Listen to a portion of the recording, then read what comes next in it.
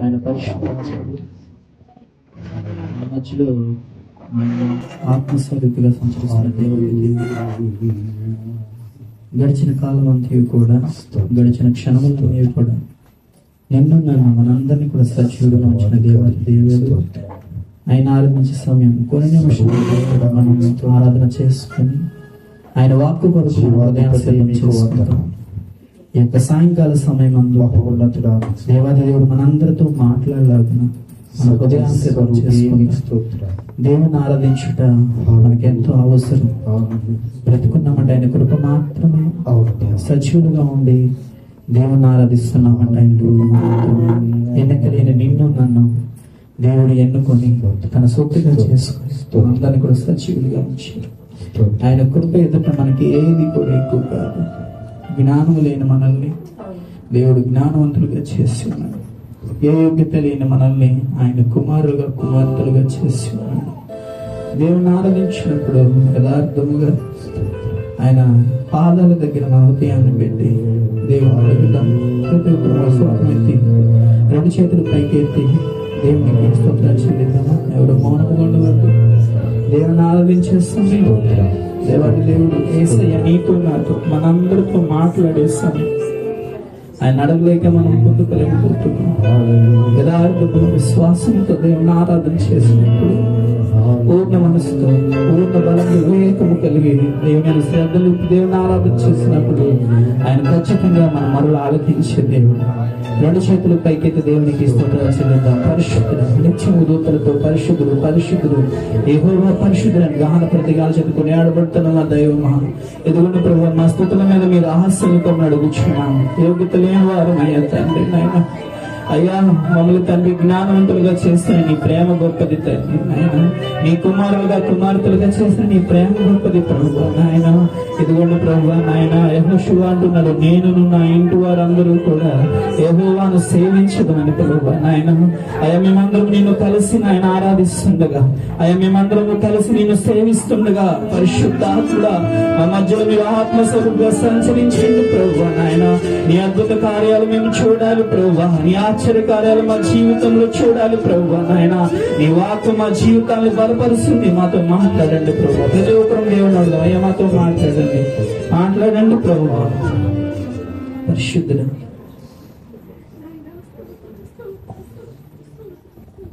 జ్ఞానుల మధ్యలో వెళ్ళివాడనైన నన్ను పిలచినది అద్భుతమే. జ్ఞానుల మధ్యలో వెళ్ళివాడనైన నన్ను పిలచినది అద్భుతమే. దేనికి పాత్రలు కాను ఈ కృపతో లేదు. అవునయ్యా నేను దేనికి పాత్రలు కాను నీ కృపతో వేరే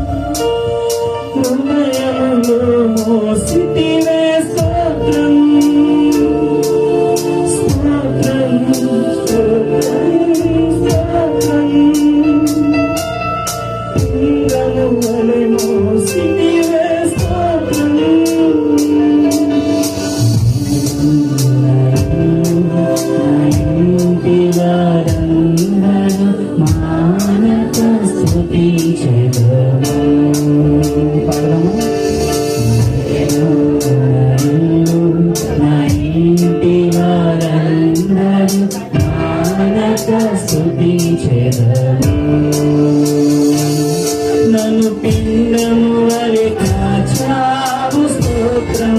అవును నేను చెదరక మోసావు స్తోత్రం, నన్ను పిండము వలె కాచావు స్తోత్రం, నేను చెదరక మోసావు స్తోత్రం.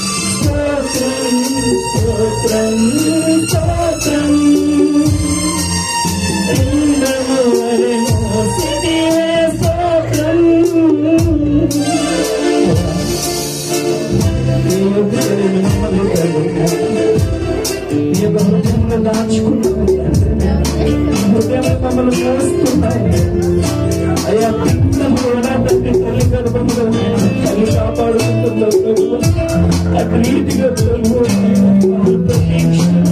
కాపాడుతున్నావు తండ్రి. ప్రేమకు ఏమి ఇచ్చినా మీరు ప్రతి ఒక్కరు దేవుని ఆరాధన చేస్తారు. దేశానికి వందనాలు, దేవానికి స్తోత్రములు.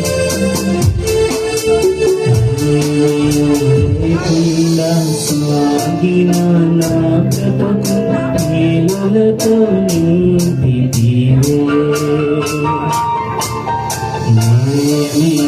లేకుండా సాగిన నా బ్రతుకును మేలులతో నింపితివే, ఎటికీరైనా తలంచని నీవు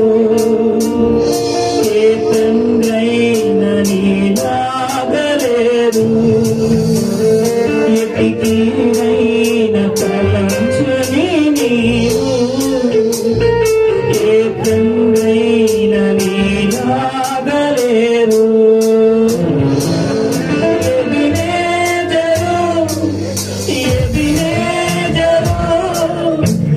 ఇంతవరకు మోసితివే,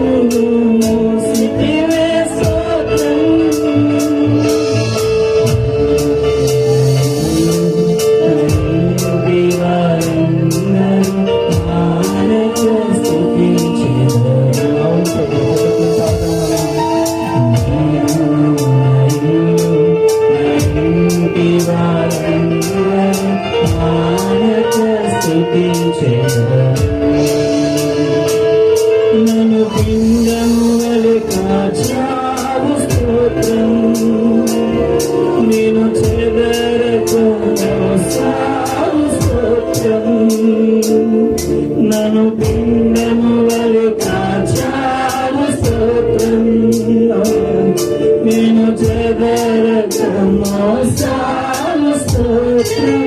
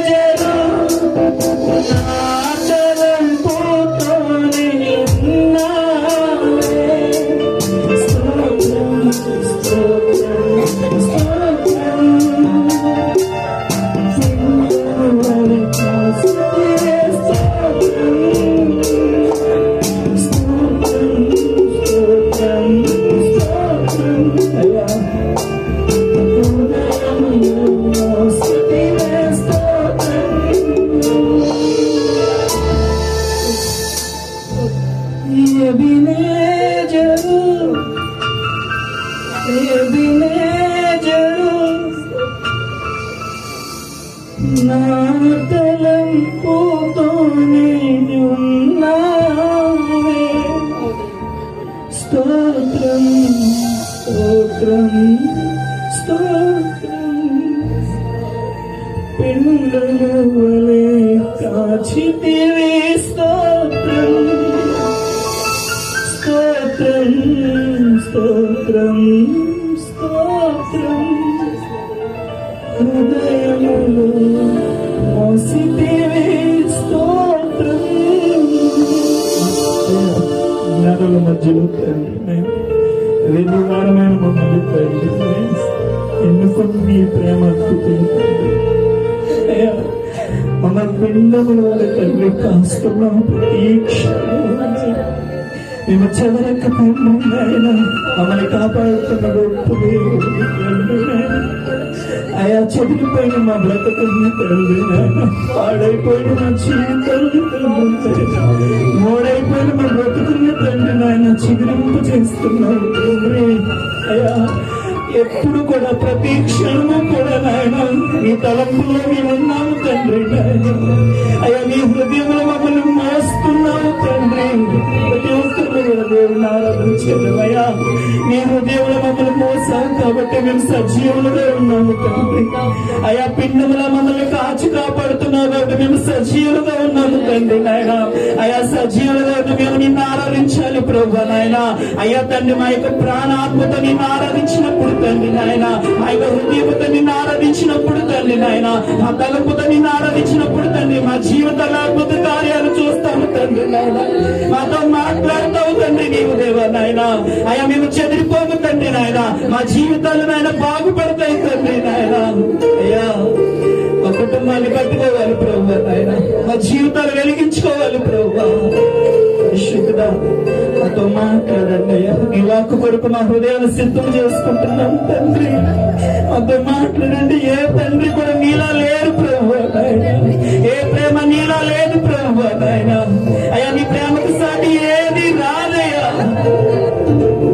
ఆరాధిస్తుంది పరిశుద్ధుడా ప్రేమ పూర్ణుడ మమ్మల్ని దర్శించండి ప్రభు నీ యొక్క ఆత్మతో మమ్మల్ని తాకండి ప్రభు మా హృదయాన్ని మండించండి ప్రభు మా పెదవులు కాల్చండి ప్రభు నీ పరిశుద్ధాత్మ అగ్నితో నాయన మా హృదయాన్ని వెలిగించండి ప్రభు ఈ వాక్కు కొరకు నాయన మేము ఎదురు చూస్తున్నాం మా జీవితాన్ని సరిచేసేది నీ మాట తండ్రి మా బ్రతుకుల్ని మార్చేది నీ మాట తండ్రి నాయన నీ వైపు మమ్మల్ని నడిపించేది నీ మాట తండ్రి అయ్యా యోగ్యత లేని వారు అయ్యా నీ పాదాల దగ్గర ఉన్నాం తండ్రి నేను అయ్యా నీకు నాయన మేము సమర్పించుకుంటున్నాం మా బ్రతుకుని నీ పాదాల దగ్గర పెడుతున్నాం మా హృదయాన్ని నీ పాదాల దగ్గర పెడుతున్నాం పరిశుద్ధుడా మాతో మాట్లాడండి ప్రతి క్షణము కూడా నిన్ను మహిమపరచుకుంటున్నా తండ్రి మా జీవితాల్లో నీకు ఆయాసకరమైనది నీకు దుఃఖకరమైనది ఏదైనప్పటికీ తండ్రి అయ్యా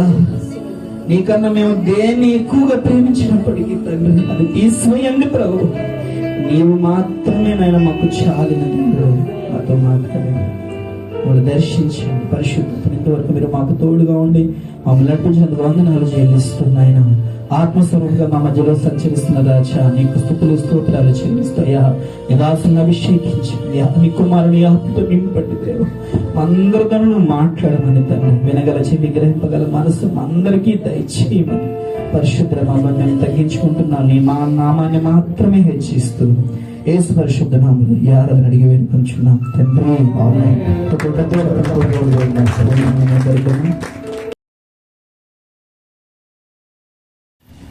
ఈ రాత్రి లేక ఈ సాయంకాల వేళ మనం ధ్యానం చేద్దాం. దైవ బిడ్డలారా చాలా సంతోషం. మరి సమయం కొద్దిగా ఉంది, అయినప్పటికీ వెనక చాలా డిస్కషన్ జరిగింది. దానికే కట్టుబడి ముగించడానికి ప్రయత్నం చేస్తా. ఎంతవరకు లాగగలను ఈ వాక్యాన్ని అంతవరకు లాగి వదిలేస్తా. ఆ తర్వాత మీ ఇష్టం వచ్చినట్టు మాట్లాడుకోండి. దాన్ని ఏది ఏమైనప్పటికీ మరి సంఘకాపరి జోసెఫ్ అయ్య గారికి, అలాగనే పాస్టర్ రాజు గారికి, క్రిస్టఫ్ పాల్ గారికి మరి ప్రత్యేకంగా వారికి హృదయపూర్వక వందనాలు తెలియజేస్తూ ఉన్నా.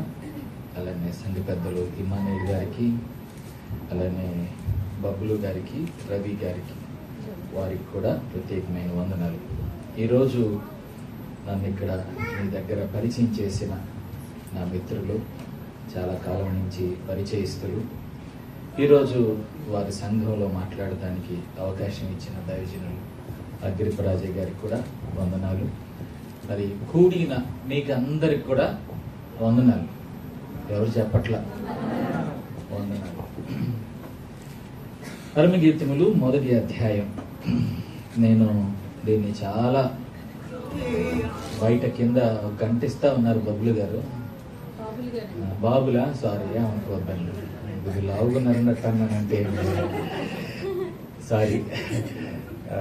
కాబట్టి నేను ఇంకా మీతో ఎక్కువసేపు మాట్లాడవచ్చు అని అనుకున్నా.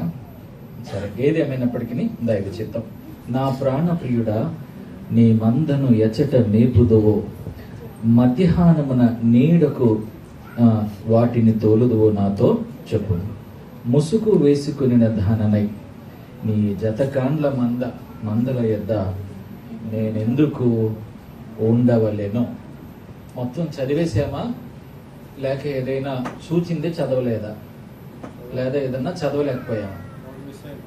ఏం మిస్ అయింది?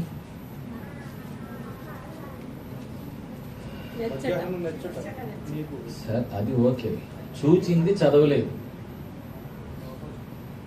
చూచింది చదవలేదు, అది చదవలేము కూడా. ఏం మిస్ అయ్యాం చెప్పండి?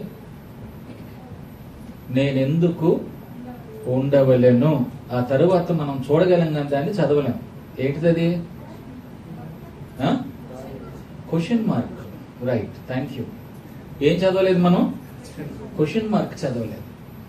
కాబట్టి 7వ వచనం మనకి ఏంటది? ఒక క్వశ్చన్ మార్క్. దాన్ని మనం ఎంతవరకు ప్రశ్న ఆన్సర్ రాస్తాం అనేది చూద్దాం. ఏది ఏమైనప్పటికీ ఈ వాక్య భాగం చాలా శ్రేష్టమైంది. నా గురించి కొన్ని మాటలు తెలియజేస్తాను, ఎందుకంటే మీ దగ్గరకు రావటం ఇదే మొదటిసారి. నా పేరు చూసి ఉంటారు, అది దైవ ప్రకాష్. చాలా మంది అది చూసి ఇంకా నల్లగున్నాడు ఏంటి అనుకుంటున్నారు కొంతమంది. కాబట్టి ఇది వరకు కొద్దిగా ఎర్రగానే ఉండేవాడిని, ఈ ఎండలకు అట్లాగా అయిపోయాను. ఫెయిర్ అండ్ లవ్లీ వాడితే ఇంకా బాగుండేదేమో. ఏది ఏమైనప్పటికీ అలా నల్లగా ఇంకా అయిపోవడానికి కారణం ఏంటంటే 2021లో కోవిడ్లో ఆస్ట్రమ్ గారు బాయ్ చెప్పేసింది నాకు. ప్రభు దగ్గరికి వెళ్ళిపోయింది.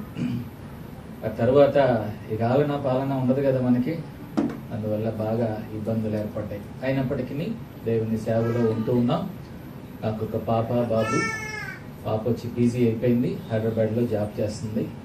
బాబు వచ్చి డిగ్రీ అయిపోయింది, విజయవాడలోనే ఒక మంచి బంగారుపు కొట్టు పెట్టుకొని మంచిగా బిజినెస్ చేసుకుంటూ ఉన్నారు. నేను కొన్ని సంవత్సరాలు పెంతెకోస్తు సంఘంలో, బ్యాప్టిస్ట్ సంఘంలో, దాదాపులో ఒక 17 సంవత్సరాలు ఒక సంఘంలో, 10 సంవత్సరాలు ఒక సంఘంలో సేవ చేశాను. ఆ తర్వాత ఇప్పుడు పాస్టమ్ గారు వెళ్ళిపోయిన తర్వాత ఇక ఎక్కడ చర్చి పెడతానికి సాహసించగా దేవుని పరిచర్యలో ఇలా కొనసాగుతూ ఉన్నా. దేవుని కృప, మేము రాజుల కుటుంబాల నుంచి రక్షించబడి, మా అమ్మగారు ప్రభువుని నమ్ముకొని, మా నాన్నగారిని మమ్మల్ని అందరినీ ప్రభువులోకి తిప్పేసింది. ఉద్యోగం చేసుకుంటూ ఉండేవాడిని కాకినాడ ఏపీఎస్పీ బెటాలియన్. అయితే మా అమ్మగారు బాగా ప్రార్థన చేసి ఉద్యోగం పోగొట్టింది. ప్రార్థన చేసి ఉపవాసం ఉండి ఉద్యోగం పోగొట్టింది. బూందీ పెట్టి, ఉప్మా పెట్టి అట్లా ఉద్యోగం పోగొట్టి ప్రభువులోకి తీసుకొని వచ్చింది. ఏది ఏమైనప్పటికీ అలా రావటం ద్వారా దేవుడు గొప్ప కార్యాలు చేశాడు. 27 దేశాలు తిరిగాను. ఇప్పటికీ ఒక 2 తక్కువ 1000 పెళ్లిళ్ళు చేశాను. 16,132 బాప్తిసాలు ఇచ్చాను ఇప్పటి వరకు. దేవునికి స్తోత్రం. ఇంకా ముందుకు వెళ్ళాలని ప్రయత్నం చేస్తూ ఉన్నా. దేవుడు తప్పక చేస్తాడు. ఇంకా వయసు ఉంది, ఇంకా చాలా పెళ్లిళ్ళు చేయాలని చూస్తున్నాను. కాబట్టి ప్రార్థన చేయండి.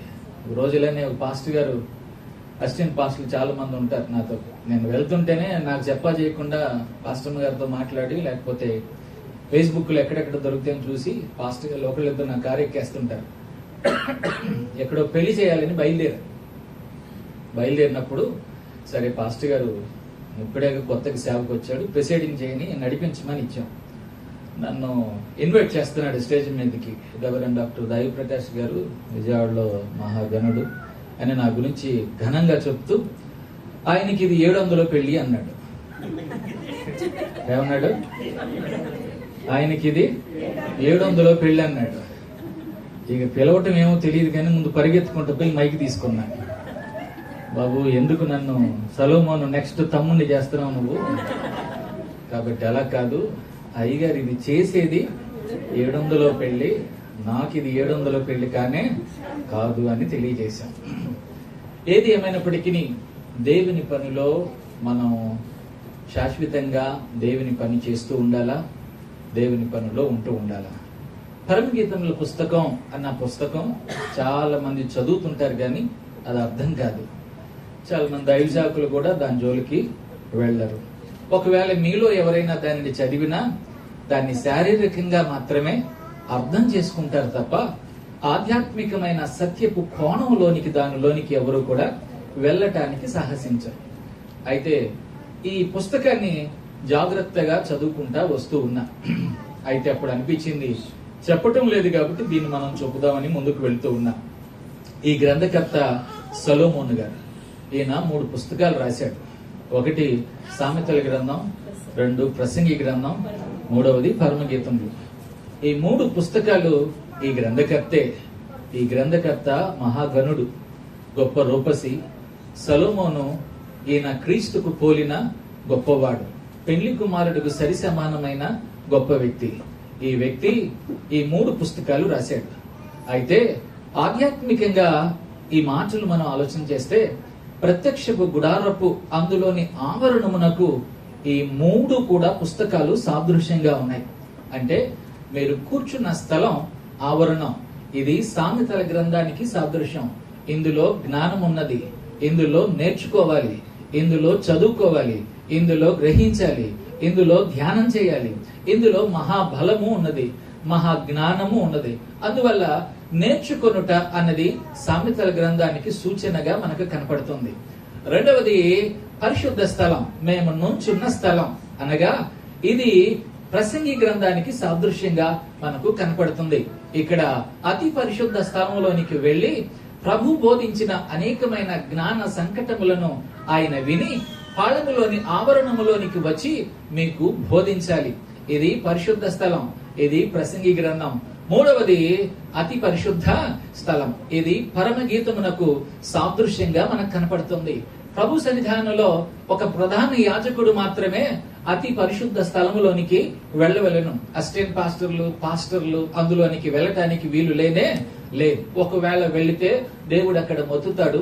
కుక్కని ఈడ్చినట్లు ఏం చేస్తారు? నడుము కట్టిన తాళ్లను పట్టుకుని బయటికి లాగుతాడు. ఇది పాతనే గ్రంథములోని యొక్క ఇది ఒక వాడుక చొప్పున ఉన్నది. ఇది యథార్థం, దేవుని బిడ్డలారా. అయితే ఇది పరమగీత సంబంధం దానికి సాదృశ్యంగా కనపడుతుంది. అయితే ఇది 8 అధ్యాయాల సారాంశం. అయితే దీని పేరు పరమగీతం అన్నాడు. అంటే ఇది పాట అని అర్థం. అంటే పరమగీతం చాలా మంది ఏమనుకుంటారంటే ఇది జరిగినది అని అనుకుంటూ ఉంటారు, కానీ ఇది జరగలేదు. ఈయన రాశాడు, ఒక కావ్యాన్ని రాశాడు, ఒక కథను రాశాడు. కేవలం ఒక కథను కావ్యంగా మాత్రమే దీన్ని రచించాడు. ఒకవేళ మీరు అనుకోవచ్చు, కథ ఎందుకు, కావ్యం ఎందుకు దీనిలో ఉన్నది అని అంటే, సొలొమోనుకి ఎంతమంది భార్యలంటే 1001 మంది భార్యలు. ఎంతమంది భార్యలు? ఏమండి, ఒక్కళ్ళనే ఏళ్ళలేకపోతున్నాం. బాబులు గారు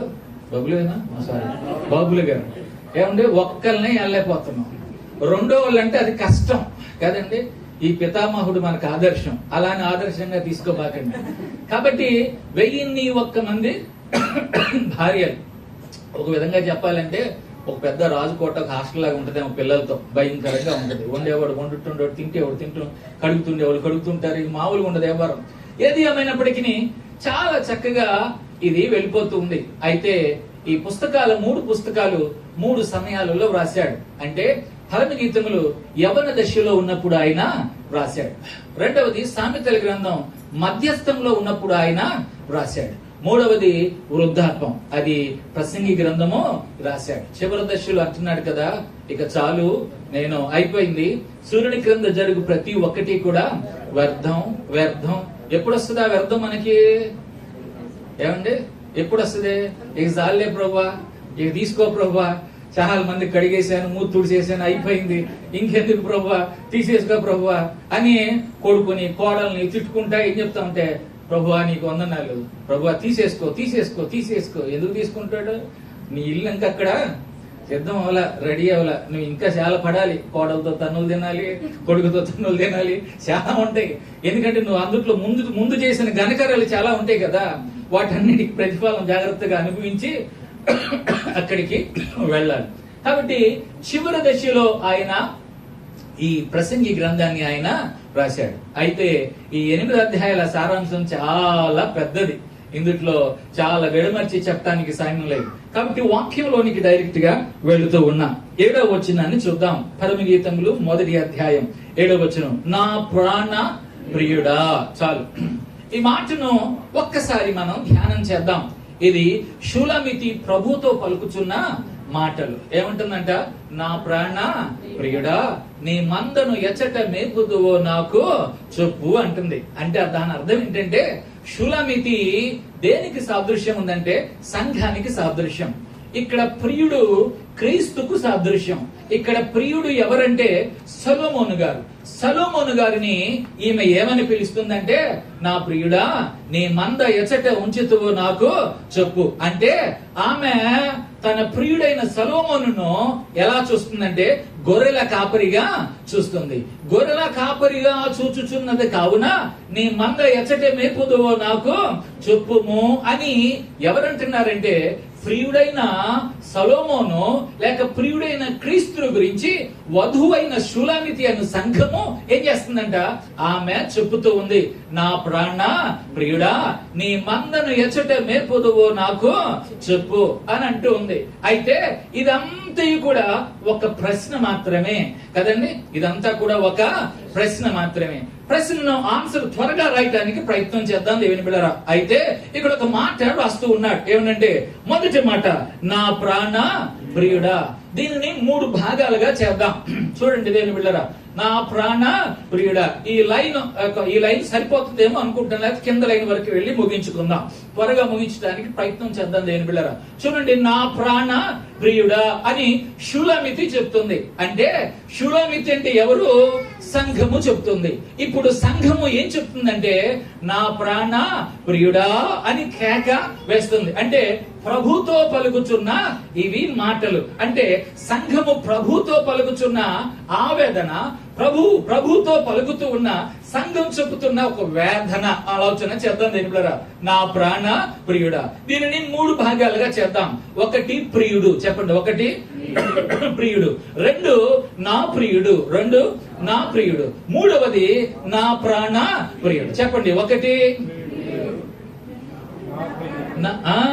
నా ప్రియుడు, 3 నాన ప్రియుడు. 1 ప్రియుడు, 2 నా ప్రియుడు, 3 నా ప్రాణ ప్రియుడు. ఈ 3 భాగాలను ఒక్కసారి ధ్యానం చేద్దాం నేను గారా. మొదటి మాట ఏంటంటే ప్రియుడు అన్నాడు. ఏంటంట?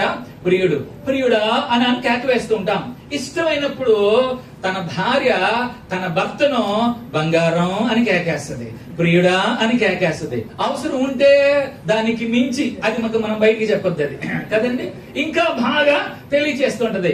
సంఘం కూడా క్రీస్తు దగ్గర అవసరం వచ్చింది అనుకోండి, అబ్బా ఎంత కన్నీరు గారుస్తారో, ఎంత మోకాళ్ళు ఎత్తారో. బిర్యానీ వండుతున్నా గానీ ఈ రోజు ఉపవాసం అంటాం గానీ 6 ముగించి మళ్ళీ బిర్యానీ తప్పకుండా తింటాను దేని పిల్లరా. కాబట్టి అర్థం చేసుకోండి, ప్రియుడా అని పలుకుతూ ఉంది. అంటే ప్రియుడా అంటే ప్రియుడు అన్న మాటకు అర్థం ఏంటంటే ఇష్టుడు అని అర్థం. చెప్పండి ఏంటంట? ఇష్టుడు. దైవ గ్రంథంలో ఒక మాట రాయబడింది ఏంటంటే, భూమి మీద ఆయనకి ఇష్టులైన మనుషులకు ఏం కలుగుతుందంట? సమాధానము కలుగుతుంది. కాబట్టి ఆ ప్రియుణ్ణి ఇష్టపడితే సంఘానికి క్షేమం. దేవునికి స్తోత్రం. ఆ ప్రియుణ్ణి ఇష్టపడితే దేవుని బిడ్డలైన మీకు సమాధానము కలుగునుగాక, ఆరోగ్యం వచ్చునుగాక, ఆనందము కలుగునుగాక, దేవుడు మిమ్మల్ని దీవించునుగాక, తన పరిచర్యలో వాడుకొనుగాక. ఎప్పుడు ఇష్టమైతే, ఇష్టం కాకపోతే లేదు. నువ్వు ఎంత ప్రార్థన చెయ్యి, నువ్వెంత గింజుకో, నువ్వెంతైనా మాట్లాడు, నువ్వెంతనే చెయ్యి. ఇష్టం ఉంటే ఏంటంట, ఏదో ఒక సామెత అంటారు, ఇష్టమైతే మనోళ్ళైతే కడలో ఉన్నా కానీ మనకి బంతిలో భోజనము అందిద్దంట, లేకపోతే అందదు కదండి. దయవిడ్డరా అర్థం చేసుకోండి. ప్రియుడా అనగా, ప్రియుడు అనగా ఇష్టుడు అని చెప్తున్నా దేని బిళ్ళరా. ఇప్పుడు ప్రభు మాట ఒక మాట చెప్తున్నా. షులమితి ఎవరితో అంటుంది ఈ మాట? క్రీస్తుతో అంటుంది. సంఘము ఎవరితో అంటుంది? క్రీస్తు ప్రభుతో అంటుంది. ఏమని? ప్రియుడా నీవు నాకు ఇష్టం. చెప్పండి ఏంటంట, నీవు నాకు ఇష్టం. అయితే ప్రభు అంటున్నాడు కదా, నేను ఎలా నీకు ఇష్టం? ప్రభు చెప్తున్నాడు, నేను నీకు ఎలాగనా ఇష్టం కదండి దేని బిళ్ళరా. మన ప్రియురాలని చూచినప్పుడు, మన ప్రియుడిని చూచినప్పుడు మనం ఏం చేస్తామంటే, పెళ్లి చూపులకు వెళ్ళినప్పుడు నేనంటే నీకు ఇష్టమా, నీకంటే ఇష్టమా, ఇవన్నీ ఇష్టం పెట్టు. మన భాషలో ఏంటంటే, ముందు నాకు కట్నం ఇష్టం, ముందు నాకు బంగారం ఇష్టం, ముందు నాకు బైక్ ఇష్టం, ముందు నాకు ఫలానా ఇష్టం అని చెప్తాం. కానీ సంఘం ప్రభుని అలా అడగకూడదు. ప్రభు అడుగుతున్నాడు సంఘాన్ని, ప్రియుడా అని అన్నావు కదా, ఇష్టుడా అని కేకేసావు కదా, నేనంటే నీకు ఎలాగనా ఇష్టం. చెప్పండి, నేనంటే నీకు ఎలాగనా ఇష్టం. ఎలాగంటే అప్పుడు ఈ ప్రియురాలైన షులమితి అయిన సంఘము ఏం చెప్పాలంటే, ప్రభువా నీ సహవాసం అంటే ఇష్టం, నీ ప్రార్థన అంటే ఇష్టం, నీ స్వరూపం అంటే ఇష్టం, నీ రంగు అంటే ఇష్టం, నీ ప్రార్థన అంటే ఇష్టం, నీ మోకరింపు అంటే ఇష్టం, నీ పరిశుద్ధాత్మ అంటే ఇష్టం, నా జీవితం నీ బ్రతుకంటే నాకెంతో ఇష్టం. దేవునికి స్తోత్రం కలుగును గాక. అప్పుడు ప్రభు అన్నాడు కదా, నాకు ఇష్టమైన అన్ని పనులు నీవు చేస్తే నీవు నాకు ఇష్టం, కానీ నువ్వు నాకు ఇష్టమైన పనులు చేస్తున్నావు కాబట్టి నీవంటే నాకు ఇష్టం లేనే లేదు. దేవుని బిడ్డలారా అర్థం చేసుకోండి. ప్రభు ఈ రోజున మిమ్మల్ని అడుగుతూ ఉన్నాడు, నీవు ఆయనకి ఇష్టమా? ప్రభు అంటున్నాడు, నువ్వు నాకు ఇష్టం లేదంటున్నాడు. ఎందుకో తెలుసా దేవుని బిడ్డలారా, మనం ఇష్టమా కాదో మనకు కూడా బాగా తెలుసు కదండి, మనకు కూడా బాగా తెలుసు. ఎందుకో తెలుసా, దేవుని సన్నిధానంలో లేక ప్రతిరోజు సమయంలో ఒక మాట అంటున్నాడు, నేను దినదినము ప్రార్థన చేస్తున్నాను, ఈ దినము ప్రార్థన చేయకపోవుట పాపము చేసిన వానితో సమానం. అంటే ఆజ్ఞాతిక్రమమే పాపము, పాపం వలన వచ్చు జీతము మరణం అన్నాడు కదా దేవుని బిడ్డలారా. అంటే ఈ రోజు నీవు ప్రార్థన చేయకపోతే, ఈ రోజు నీవు సహవాసానికి రాకపోతే, ఈ రోజు దేవుని సన్నిధిలో నీవు గడపకపోతే నీవు బ్రతికినా నీవు చచ్చిన వానితో సమానం. అందుకని ఒక మాట ప్రకటన గ్రంథంలో అంటాడు కదా, ఇదిగో నీవు జీవించుచున్నావన్న పేరు మాత్రం ఉన్నది కానీ నీవు మృతుడివే. యాకోబు రాసిన పత్రికలు అంటాడు కదా, క్రియలు లేని విశ్వాసం ఎంతో మృతమో కదా. నిజమేదేంటి బిళ్ళరా, క్రియలు లేకుండా ఎంత భక్తి చేస్తే ఏంటి, క్రియలు లేకుండా ప్రభు సన్నిధిలో ఉంటే ఏంటి, ప్రార్థన చేయకుండా ప్రభు దగ్గరికి వస్తే ఏంటి, బైబిల్ చదవకుండా ధ్యానించకుండా సహవాసానికి రాకుండా, కుటుంబం కొరకు ప్రార్థన చేయకుండా, సహవాసం గురించి ప్రార్థన చేయకుండా, దైవజనుడి గురించి ప్రార్థన చేయకుండా, మనకు మనం గొలుసు ప్రార్థన చేయకుండా నీవెలాగనే ఇష్టం, నీవంటే నాకు ఇష్టం. ప్రభు అన్నాడు కదా, నాలో గుణగణాలు నీకు దగ్గర ఒక్కటి కూడా లేదు. దేవునికి స్తోత్రం చెప్పండి. గుణగణాలు, దేవుని గుణగణాలు ఉన్న వాళ్ళందరూ దేవునికి స్తోత్రం చెప్పండి. అదుగో లేవు, చాలా మంది చెప్పట్లేదు.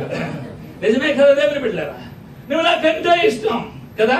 మరి ఇంకా తెలుగులో చెప్తామా, ప్రభు ఐ లవ్ యూ అని కాకేశాం. ప్రభు అన్నాడు కదా, ఐ డోంట్ లవ్ యూ అంటున్నాడు. ఏ అంటే నాకు తెలుసు నువ్వు అవసరం కోసమే నన్ను ప్రేమిస్తావు, నీ అవసరం కోసమే దేవుని సన్నిధికి వస్తావు, నీ అవసరం కోసమే కానుకేస్తావు, నీ అవసరం కోసమే సాక్ష్యం చెప్తావు, నీ అవసరం కోసమే ఏదో మాట్లాడతావు. ఆ తరువాత ఏమన్నావు తెలుసా, ప్రభువా ఈ రోజు నేను నీకు ఇష్టం లేదు, ఈ రోజు పని ఉందిలే, ఈ రోజు చుట్టాలు వచ్చారులే, ఈ రోజు దేవుని సన్నిధికి రానులే, ఆశ గారు ప్రార్థన చేస్తుంటాడు, ఫోన్ చేస్తుంటాడు, అయ్యా రండి గ్రూప్ లో లేదు, నీ పొందలేదు, అసలు గ్రూపే ఎత్తాం మేము, అసలు చూడండి కూడా చూడం మేము కదండి, గ్రూపే చూడం మేము. ఒకవేళ చూస్తారేమో అనుకుని అవసరం అయితే బ్లూ టిక్స్ ఆపేస్తాం. మీరెట్ట ఆపుతున్నారండి. మీకు ఇంకో విషయం చెప్తా, దాన్ని మీరు చూసారో లేదో మాకు తెలిసిద్ది. ఈ సీక్రెట్ చెప్తే మళ్ళీ చూడండి కూడా చూడరా వీళ్ళు. ఎందుకో తెలుసా, మేము పెట్టిన తర్వాత మీరు చూడలేదు, 2 టిక్లు వచ్చినాయి, బ్లూ టిక్స్ పడలేదు, మీరు ఆపేశారు. అప్పుడు దాన్ని అలాగనే ప్రెస్ చేస్తే పైన ఒక రౌండ్ వస్తుంది చిన్నది, ఇన్ఫో అని కదా. ఇప్పుడు చదువుకున్న వాళ్ళు బాగా తెలిసాడు. దాన్ని నొక్కితే చాలు మీరు చూసారో లేదో బ్లూ టిక్ కనపడిపోతాయి మాకు. దేవునికి స్తోత్రం చెప్పండి. గట్టిగా చెప్పండి. దేవుని బిడ్డలారా అర్థం చేసుకోండి. నా ప్రాణ ప్రియుడా. మొదటి మాట ఏంటంట? ప్రియుడా. ఏంటంట? ప్రియుడా. అబ్రహాముని ఏమని పిలిచింది? నా యజమానుడా. చెప్పండి, నా యజమానుడా. దయబిడ్డలారా అర్థం చేసుకోండి. దేవుని సన్నిధానంలో హర్మగీతముల పుస్తకం బహుశ్రేష్టమైనది. ఇది 8 అధ్యాయాల సారాంశం, కానీ 5 పాటలుగా దీనిని విభజించబడింది. దేని బిడ్డరా, ఈ పుస్తకం బహుశ్రేష్టమైనది. ఇది ఆధ్యాత్మికమైన పాఠం లేక ఆధ్యాత్మికమైన పాఠాలు. ఇది ప్రేమ పాటలు. దేవుని బిడ్డరా, క్రీస్తుతో సంఘము పాడుకునే ఒక ప్రేమ గీతము అన్న విషయాన్ని ఆధ్యాత్మికంగా మనము నేర్చుకోవాలి. దేవుని బిడ్డరా అర్థం చేసుకోండి. మొదటి మాట చూద్దాం. నాకు తగిలిపోతుంది, భయం అవుతుంది, అంతేం లేదు. 7వ వచనం చూడండి. నా ప్రాణం ప్రియుడా. ప్రియుడా అన్న మాట ఏమని చెప్పామంటే, ఇష్టులు, ఆయనకిష్టులైన మనుషులకు భూమి మీద సమాధానము కలుగును గాక. దయబిడ్డలారా, మీకు సమాధానం కావాలా? మీరు ఆయనను ఇష్టపడుదురు గాక. మీకు ఆశీర్వాదం కావాలా? మీరు ఆయనను ఇష్టపడుదురు గాక.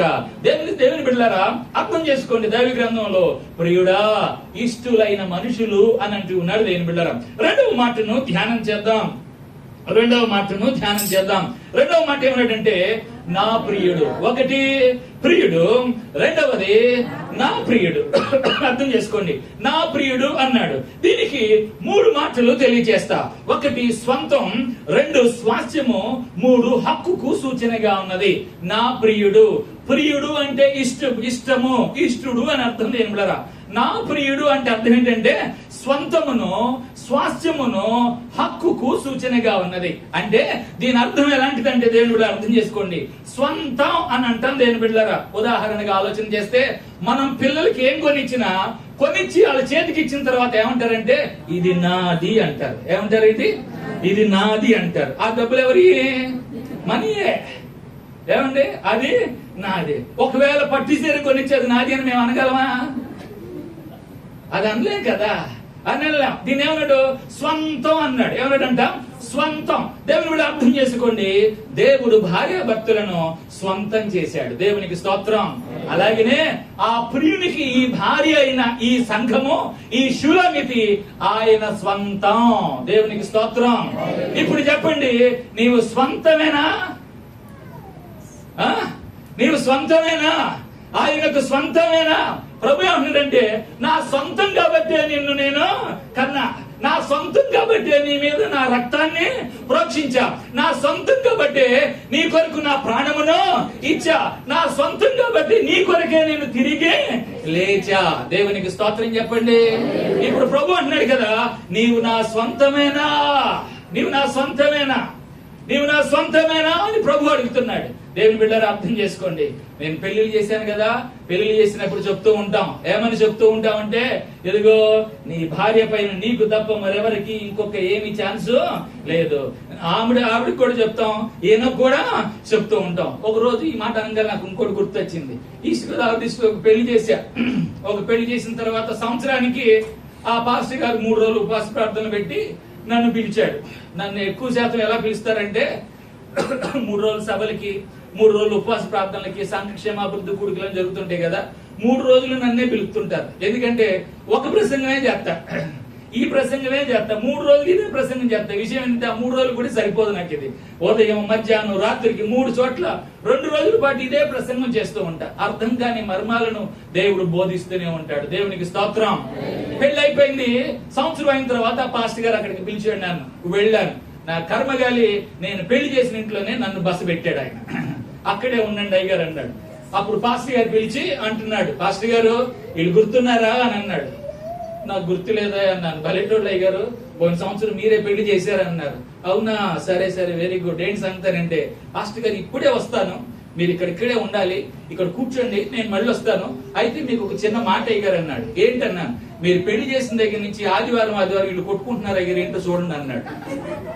ఏమన్నాడు? నేను పెళ్లి చేయటం ఏంటి, ఆదివారం వాళ్ళు కొట్టుకోవటం ఏంటి? నాకు అర్థం కాలేదు. పాస్టర్ గారు ఆ మాట అనేసి వెళ్ళిపోయాడు ఆయన. నేను ఏం మాట్లాడో నాకు అర్థం కావట్లేదు. ఏమ్మా అంటే, ఆయన్ని రానియండి అందామా. ఆయన లేడు అక్కడ, ఆయన లేడు, ఆయన్ని రానియండి అని అంది. సరే అన్నా. ఈ లోపల 1/2 గంటకి ఆయన వచ్చాడు. ఏంటి సంగతి అన్న? అయ్యగారు రానియండి అన్నాడు ఆయన. మొత్తానికి ఒక అరగంటకు ఒక గంటకు అయ్యగారు కూడా వచ్చాడు. వచ్చేసి ఏమో తెలుసా, అయ్యారు ఏమైంది చూసారా కనుక్కున్నారా అంటే, నా బొంద కనుక్కున్నా, ఏముంది ఏం చెప్పలేదన్న. ఏంటమ్మా సంగతి అని అన్ని అడిగితే ఏం చెప్పట్లేదు.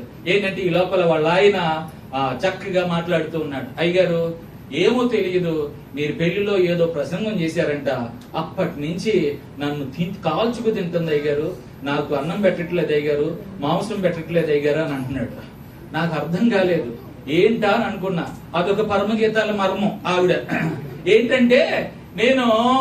ఏంటంటే నేను పెళ్లిలో ప్రసంగం చేయిస్తాం. ఆదికాండం 2వ అధ్యాయం 18 నుంచి 22 వచనాలు, ఎఫెసీయులకు రాసిన పత్రిక 5వ అధ్యాయం 22 నుంచి 33 వరకు చదివిస్తూ ఉంటాం. ఆ చదువుట్లో నాలాంటి పాస్టర్ గారు నేను పెళ్లిళ్ళు బాగా చేస్తుంటాను, అందుకే నన్ను పిలుస్తూ ఉంటారు. ఇంకోటి ఏంటంటే నేను పెళ్లి చేసిన వాళ్ళకి అందరికి ఇప్పటి వరకు మగపిల్లడు పుట్టాడండి, ఫస్ట్ ఆడపిల్లలు పుట్టలేదండి. అందుకని నన్ను బాగా ఏదో నా చెయ్యి మంచిది, ముఖం మంచిది, కాలు మంచిది అని పిలుస్తుంటారు కొంతమంది. మొత్తానికి అయిపోయింది, పిలిచారు, కూర్చున్నారు. ఏంటన్నాను, ఏంటమ్మా ఏంటి గొడవ ఏంటనంటే ఆవిడ నోరు తెరిచి చెప్పింది. ఈ లోపల ఆయన చెప్పాడు, అయ్యగారు మీరు పెళ్లిలో ఏదో ప్రసంగం చేశారంట, అది విని నాకు ఏం చేస్తుందో తెలుసా అయ్యగారు, ముక్కలన్నీ అది తింటుంది, ఎముకలన్నీ నాకు పెడుతుంది అయ్యగారు అన్నాడు. ఏం పెడుతుందంట, ఎముకలన్నీ ఈయనకి పెడుతుంది, ముక్కలన్నీ ఆమె తినేస్తుందంట. ఏంట్రా సంగతి అంటే అప్పుడు ఆమె పరమగీతాల మర్మం చెప్పింది. ఏంటంటే మీరు పెళ్లిలో ఏం చెప్పారు అయ్యగారు, మా ఆయన ఎముక తీశారు, అందువల్ల నన్ను చేశారన్నారు, ఆ ఎముక తక్కువైందని పుడుతుందంటామా.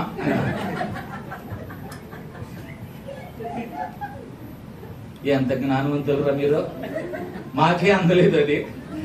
ఏమంటే ఎప్పుడో ఆదాముకి తీశారంతే, మాకు తీయలేదు కదా, ఆయనకు మాత్రమే తీశారంతే, ఆ తర్వాత జరిగిపోయింది కదా. నిజమే దేని పిల్లరా, ఇక్కడ ఏమంటే నా ప్రియుడు, చెప్పండి ఏంటంట, నా ప్రియుడు అంటే స్వంతం. ఏంటంట, స్వంతం, నా యొక్క స్వంతం అన్నాడు. రెండవ మాట స్వాస్యము అన్నాడు. చెప్పండి ఏంటంట, స్వాస్యం అన్నాడు. స్వాస్యం అనగా బైబిల్ గ్రంథంలో ఏమని రాబడిందంటే ఆస్తి అన్నాడు, లేకపోతే హక్కు అన్నాడు కదా, ఐశ్వర్యం అంటూ ఉన్నాడు. బైబిల్ గ్రంథంలో ఆస్తి స్వాస్యాన్ని బైబిల్ గ్రంథంలో 2 రకాలుగా మార్చారు. ఒకటి స్వాస్యము ఎలాంటిదంటే, ఒకటి చరాస్తి, రెండవది స్థిరాస్తి. చెప్పండి, ఒకటి చరాస్తి, రెండవది స్థిరాస్తి. ఇప్పుడు మీకు మీ ఇళ్లలో ఎన్ని ఆస్తులని చెప్పండి. స్థిరాస్తులు ఉన్నాయా, చరాస్తులు ఉన్నాయా? సరే, మీకు అర్థం కావడం కోసం నేనే చెప్తున్నా. నాకు ఒక చరాస్తి, ఒక స్థిరాస్తి. అర్థం కాల. ఒక పాప, ఒక బాబు. చరాస్తి అంటే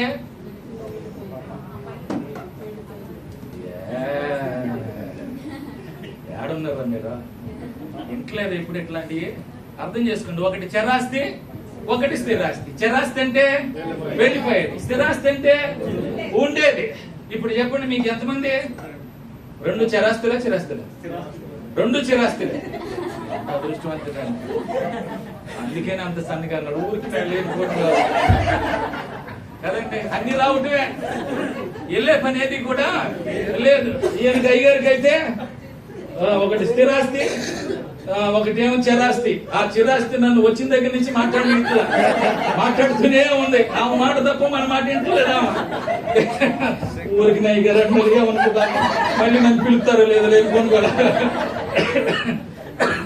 బిడ్డలారా, అర్థం చేసుకోండి, దేవుడు సంఘాన్ని కూడా ఏం చేశాడంటే చరాస్తిగా ఉంచాడు కానీ స్థిరాస్తిగా ఉంచాడు. స్థిరాస్తి అంటే విడిచిపెట్టబడింది, చరాస్తి అంటే దేవుడు.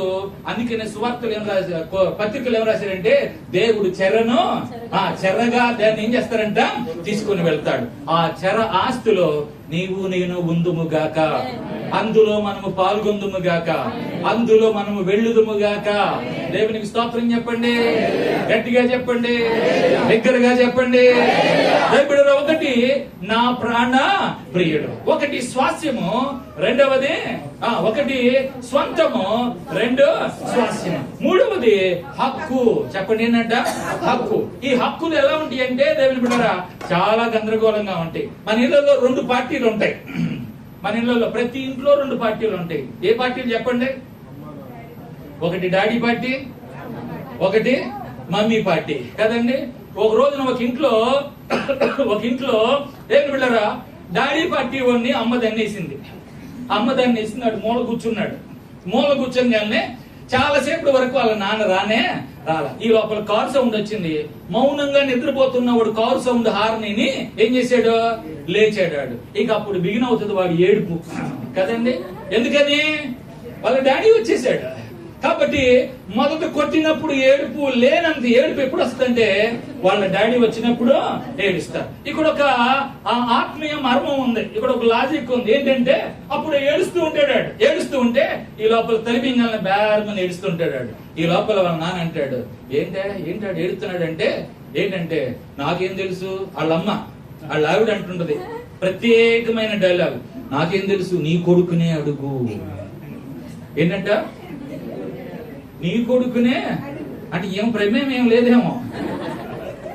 ఏమండి ఏం ప్రమేయం ఏమీ కూడా లేదు దేవుని బిడ్డలారా.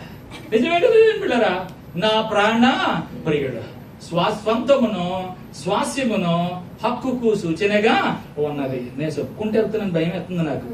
అందువల్ల ఇక్కడ ఏమనంటే నా ప్రియుడు అన్నాడు దేవుని బిడ్డలారా. దైవ బిడ్డలారా, ప్రభు కోరుకుంటుంది కూడా నీవు ఆయనకు సొంతం అగుదువు గాక, ఆయన స్వాస్యం అగుదువు గాక, నీవు ఆయన హక్కుగా ఉందువు గాక.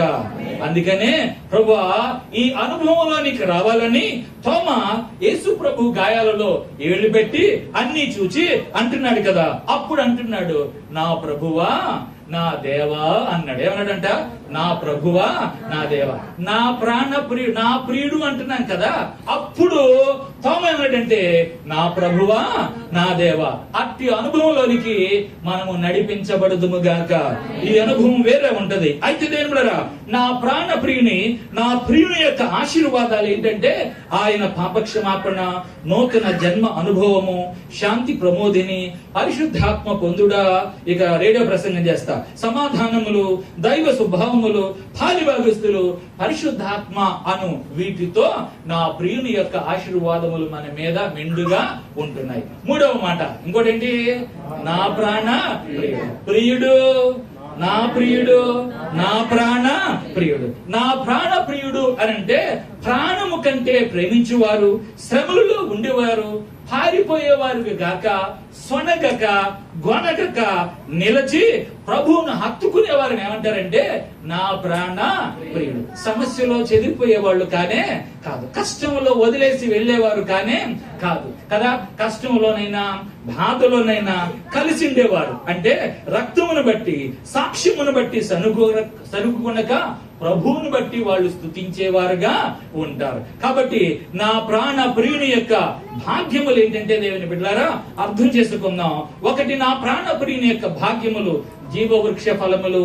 రెండవ, మరణంపై విజయము, మరుగైన మన్నా, తెల్లని రాయి, క్రొత్త పేరు, జనులపై అధికారము, ఇనుప దండము, వేకువ చుక్క, తెల్లని వస్త్రములు, సింహాసనములు, కిరీటములు, సువర్ణ పాత్రలు, బంగారు వేణెలు మొదలగున్నవి ప్రకటన గ్రంథము 2వ అధ్యాయము 5 అధ్యాయాలలో నా ప్రియుని యొక్క భాగ్యములన్నీ కూడా ఇందులో ఇమిడి ఉన్నాయి. దేవుని బిడ్డలారా అర్థం చేసుకుందాం.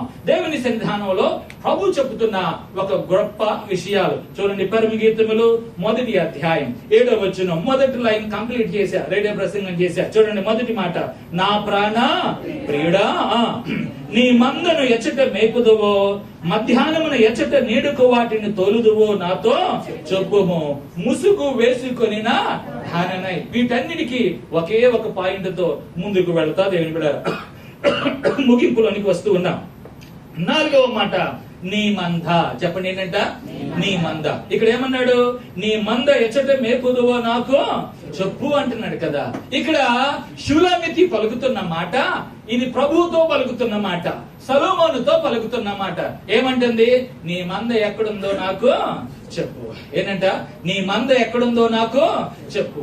ఎందుకని నీ మంద ఎక్కడుందో నాకు చెప్పు అంటుందంటే ఈమె అప్పటి వరకు ఏమి దేంట్లో లేదు, ఈమె మందలో లేదు, ఈమె సహవాసంలో లేదు, ఈమె ఆధ్యాత్మికతలో లేదు, ఈమె ప్రియుని దగ్గర లేదు, ప్రియుని కౌగిలిలో ఈమె లేనే లేదు. సంగమా, దేవుని సన్నిధానంలో ఉంటున్న మీరు దేవుని మందలో చేరామనుకుంటున్నారు, కానీ అసలు మందలో ఉన్నారా లేదా అనేది మీరు తప్పకుండా తెలుసుకోవాలి. దేవునికి స్తోత్రం చెప్పండి. దేవుని బిడ్డలారా, గొర్రెలుగా ఉంటాయి కానీ తోడేలు యొక్క చర్మము కప్పుకుంటున్నాయి. గొర్రెలుగా ఉంటున్నాయి కానీ మేక స్వభావము కలిగి ఉంటున్నాయి. మందలో ఉన్న వారులారా, మందతో ఉన్న వారులారా, మంద పాలు తాగుతున్న వారులారా, మందలో ఉండి ఈనుతున్న దైవ బిడ్డలైన గొర్రెలారా, ప్రభు చెప్తున్న మాట ఏంటంటే, ఇక్కడ షులమిత అడుగుతుంది, నీ మంద ఎచ్చట మేపుదువో నాకు చెప్పు, నీ మంద ఎక్కడ ఉందో చెప్పు అని. అంటే ఆమె మందలో ఉన్నట్టుగా ప్రభుతో ఉంది, కానీ ఆమె ఎందులో లేదు? మందలో లేదు. మందలో లేదు. దేవుని సన్నిధికి వస్తున్నాం, ప్రార్థన చేస్తున్నాం, అన్ని చేస్తున్నాం, కానీ దేనిలో లేవు? నీవు మందలో లేవు. మందలో లేవు. మరి ఏ మందలో ఉన్నావు? అసలు మంద అన్న పదానికి అర్థం ఏంటి అని అంటే, బైబిల్ గ్రంథంలో ఈ మంద ఏ మంద అంటే, ఇప్పుడు కూర్చున్న ఈ మంద ఇది ప్రభు మంద. దేవునికి స్తోత్రం చెప్పండి. ఇది ప్రభు మంద. మొదటి పాయింట్, అపొస్తలుల మంద. ఏంటంట ఇది? అపొస్తలుల మంద.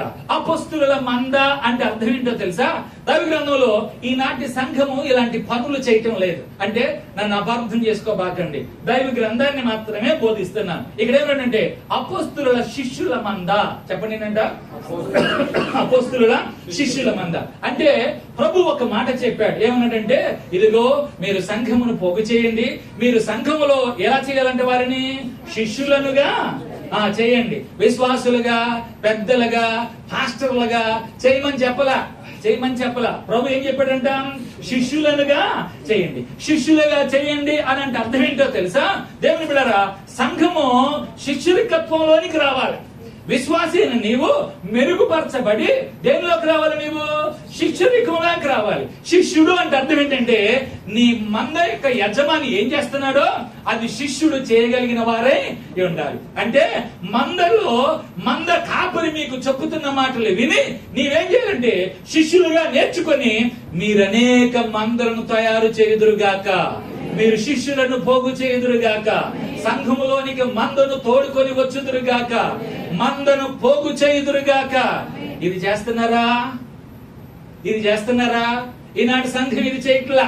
ఎంతసేపు రండి, దశమ భాగాలే ఉండి పోండి, మీరు వెళ్ళిపోయినా మాకు అవసరం లేదు. కానీ కొన్ని సంఘాలు అలాగనే లేవు. కొన్ని సంఘాలు చాలా బాగున్నాయి, కొన్ని మందులు బాగా ఉన్నాయి. చాలా మంది ఏమనుకుంటారంటే, అయ్యగారు అసలు కంటం లేదు, అయ్యగారే కానీ అయ్యగారు. మేమెందుకు కంటామండి? ఏమన్నా మేమెందుకు కంటాం?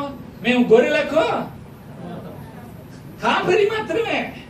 యేసయ్య ప్రధాన కాపరి, మేము అనుంగుల కాపరులం, ఆయన అనుసరించే కాపరులం కదా. మేము దేనికి కాపరులము? గొర్రెలకు కాపరులం, మందకు కాపరులం.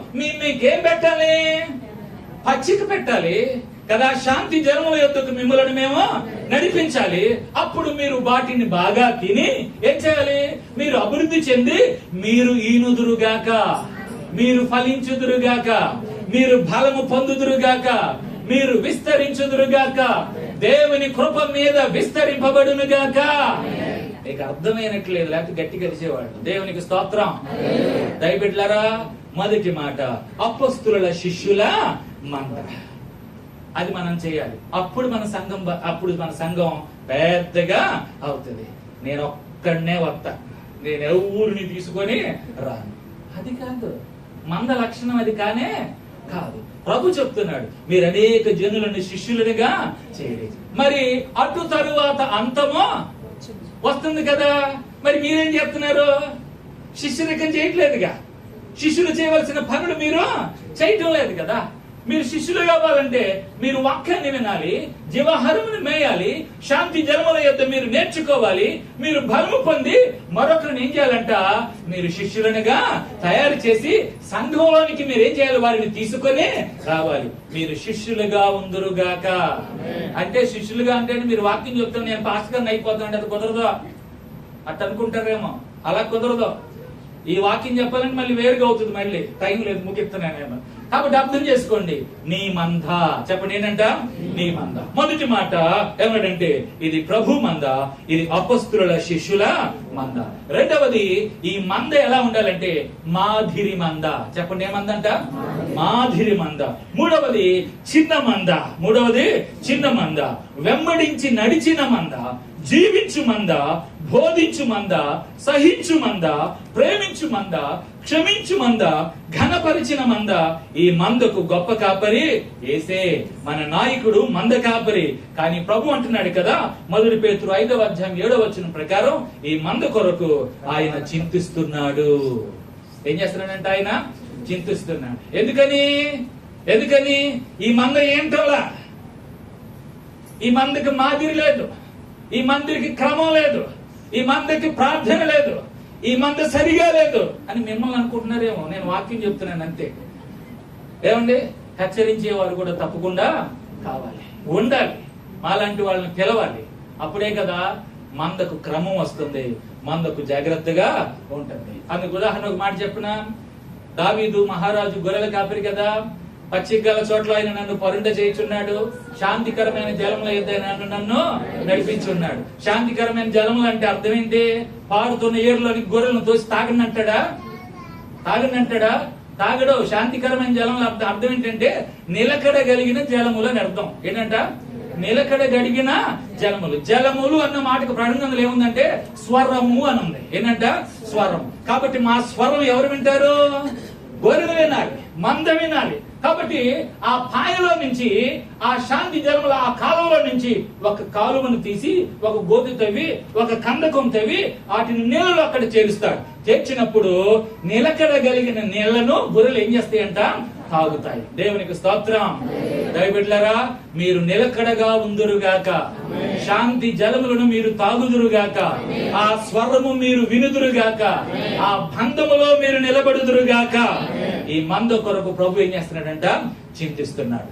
అయితే మీరు నిలకడగా ఉంటే మీరు ఇక చింతించవలసిన అవసరత లేదు. అయితే మరొక మాట ఏమన్నాడంటే, చివరి మాట చదువుకొని ముగించేసుకుందాం. చివరి మాట 7వ అధ్యాయం చివరి వచ్చిన ఏమన్నాడంటే, నీ జత కాండ్ల మందల యొద్ద, చెప్పండి, నీ జత కాండ్ల మందల యొద్ద నేనెందుకు ఉండవలను. పైనేమో నీ మంద ఎక్కడుందో చెప్పు, నేను దాంట్లో వెళ్తానని చెప్తుంది. ఇప్పుడు కింద ఏమంటుంది? నీ మంద ఎక్కడుందో చెప్పు, నేను వాటిని నీ వెచ్చట మేపుదో చెప్తే అక్కడ తోలుకుని ఆ ధైర్యం కొరకు వస్తాను. అయితే నీ జత కాండ్ల మందల యొద్ద నేను ఎందుకు ఉండవలేను అని ఏం చేశాడు? ఒక క్వశ్చన్ మార్క్ వేశాడు. నీ జత కాండ్ల మందల యొద్ద నేను ఎందుకు ఉండాలి అని అంటే అర్థం ఏంటంటే నేను బయట ఉన్న మందలో ఉన్నాను, నీ మందులో నేను చేరటానికి నాకు సహాయమో చెయ్యి అని అర్థం. దేవునికి స్తోత్రం. ఆయన ఎప్పుడు చేస్తాడంటే పైకి వెళ్ళిన తర్వాత ఒకే ఒక మంద, మరే మంద లేనే లేదు. ఆ మందులోనికి మనము చేర్చబడుదుముగాక, ఆ మందులో మనము నిలబడుదుముగాక, ఆ మందులోనికి మనము సిద్ధపడుదుముగాక, ఆ మందులోనికి వేగరముగా మనము పరిగెత్తుదుముగాక. నీ జత కాండ్ల మందల యొద్ద నేను ఎందుకు ఉండవలను అంటే ఇక్కడ ఈ శూలమితి అంటుంది. ఏమంటుందంటే, అయితే నేను అక్కడ ఇక్కడ ఉంటున్నాను, నీ మందేంటో నాకు చెప్పు. నీ జత కాండ్ల మధ్య అక్కడెక్కడ ఎందుకు ఉండాలి? నీ మంద అంటే చెప్పు, ఆ మందులో నేను చేరతాను. దేవునికి స్తోత్రం. దయబిడ్డలారా, జత కాండ్ల మధ్యలో బయట ఉన్న అనేక మందిని ఈ మందులో మనము చేర్చుదుముగాక. చర్చలో వద్దా? బయట ఎక్కడెక్కడ ఉన్నారు వాళ్ళు? జత కాండ్ల మధ్యలో వద్దున్నారు. రకరకాల పేర్లు, రకరకాల ఆచారాలు, రకరకాల ఉద్యోగాలు అక్కడ ఉంటున్నారు. కాబట్టి నీ మందని హెచ్చిత మేపుతో చెప్తే నేను చేరతాను, అప్పుడు ఆయన నన్ను చేర్చుకొనును గాక.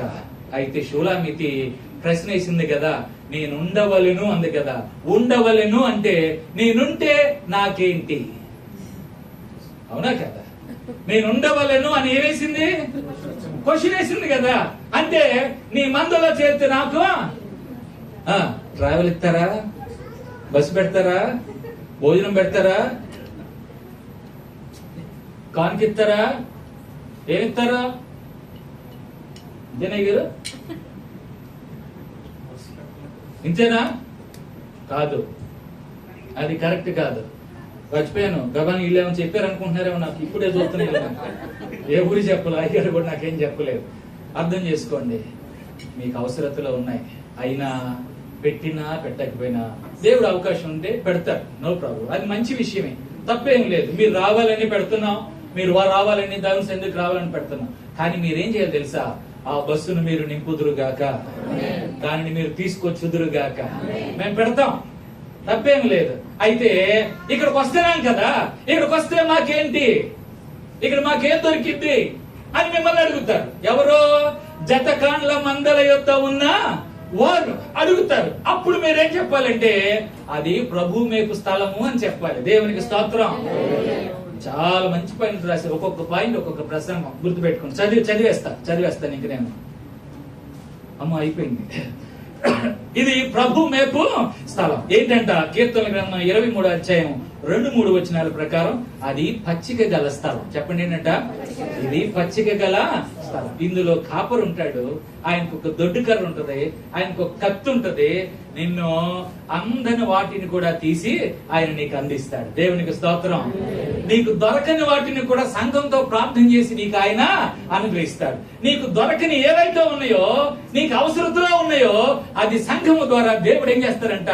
ప్రార్థన మొరను రేకెత్తించి ఆయన దగ్గరకు చేర్చి ఆయన పై నుండి అవకాశాలను ఆయన మనకు సహాయము చేయునుగాక. అది పచ్చిక, అది ఆహారము, అది వాక్యము, అది బైబిల్ గ్రంథం. దేవుని బిడ్డలారా, ఆ ప్రభు మేపు స్థలం ఏమిటి అంటే అది అభ్యసించుటకు జయ జీవిత రహస్యం. నేను చదువుకుంటూ వెళ్ళిపోతా. ఆహారమునకు దేవుని వాక్యము జల్దరు వృక్షం, మాధుర్యమునకు మకరందం, మాధుర్యమునకు మకరందం, పోషణకు జీవాహారం, జీవితమునకు ఆనంద ప్రవాహం, గాఢాంధకారమును త్రోవకు వెలుగు, మానవ పరిశోధనకు దేవుని వాక్యము అర్థము లాంటిది, ఆపత్కాలమునకు సమీప బంధువు, జీవితమునకు సరి అయిన జతకాడు.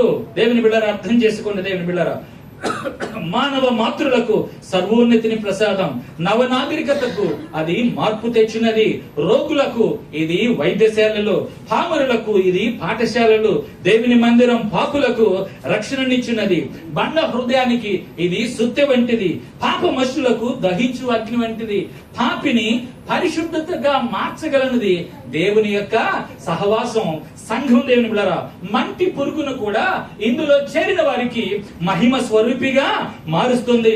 మరణమునకు బదులు దేవుడు నీకు ఈ సంఘము ద్వారా, సహవాసం ద్వారా, దైవజనుల ద్వారా నిన్ను జీవములోనికి నడిపిస్తాడు. నీలో ఉన్న పిరికితనమును తీసివేసి దేవుడు పరాక్రమం ఇస్తాడు. వాటికి బదులు ఆత్మీయ విజయమును, నిరాశకు బదులు నిరీక్షణను, దుఃఖమునకు బదులు సంతోషమును, అధోగతికి బదులు రాజకత్వమును, అలాగే శత్రువునకు బదులు స్నేహ స్వభావమును, సేవకత్వమునకు బదులు కుమారతత్వమును, పాపపు చీకటికి బదులు పరలోక మహిమను, నరక శిక్షకు బదులు మోక్ష సౌభాగ్యమును అనుగ్రహించును. అందుకనే ఈ సహవాసములో, ఈ గ్రంథములోని యొక్క దేవుని వాక్యములు తేనె పట్టుదారులు, ఇహలోక రహస్యాలు, ఆరోగ్య ఔషధాలు ఇందులో పొర్లి పారుతూ ఉన్నాయి. శక్తి ఆహారము, మానవ రహస్యము, మరణమును జయించు మర్మము, నిత్య జీవిత నియమాలు, మరణాంతర జీవిత రహస్యములు ఇందులో ఉన్నాయి. అందుకనే 119, 103వ వచనంలో కీర్తన గ్రంథంలో తేనె కంటే మధురమైనది, కానీ మానవ జీవిత పాప విషయము వలన చేదు అయిపోయినవి ఈ లోకములోని మనుషులు. అందుకనే ఆ తలంపులు, క్రియలు, మాటలు చేదైపోయినవి. మందును మేపు స్థలము పచ్చిదై మాధుర్యముగా మారును. పచ్చిక బయలలై మనల్ని ఏం చేస్తుందంట? నడిపిస్తూ ఉన్నది. దేవుని బిడ్డలారా, దేవునికి స్తోత్రం కలుగును గాక. అందుకనే దేవుని సన్నిధానంలో ఉంటున్న మనం, ప్రభు సన్నిధానంలో ఉంటున్న మనం, ప్రభు సన్నిధికి రావటం ద్వారా ఈ సమస్తము కూడా మనకు లభిస్తున్నాయి. దేవునికి స్తోత్రం చెప్పండి, గట్టిగా చెప్పండి. తద్వారా దేవుని సన్నిధానంలో పరిశుద్ధాత్మ శక్తి చేత, ఆ ఆహారము చేత, దేవుని యొక్క అగ్ని చేత, పరిశుద్ధాత్మన అగ్ని చేత ఆయన సన్నిధికి వచ్చిన వారందరినీ ఏం చేస్తుందంట? అగ్ని చేత మనలను కాల్చి మనలో ఉన్న చెడు వాటిని అది బూడిద చేసి మంచివన్నీ కూడా దేవుని సన్నిధికి చేరుస్తున్నాయి. కావున దేవుని వాక్యాన్ని చదవండి, ప్రార్థన చేయండి. దేవుడి మాటలు దీవించి ఆశీర్వదించునుగాక.